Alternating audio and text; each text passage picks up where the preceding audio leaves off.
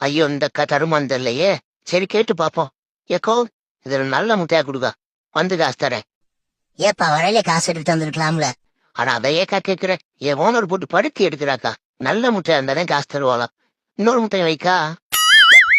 சரி தம்பி, இந்த அதுல 2 முட்டை இருக்கு. வரும்போது சீக்கிரமா காசு கொண்டாந்து கொடுப்பா.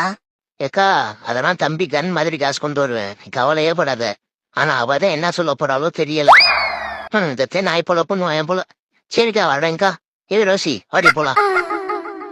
அப்பப்பப்பப்பா என்ன வெயில் என்ன வெயில்.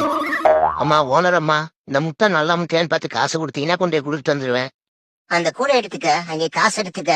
நல்ல முட்டையா இருந்துச்சா இன்னொரு முட்டையை சேர்த்து வாங்கிட்டு வந்துருவோம். எந்த கூட? அந்த கூடை எடுத்துக்கடா.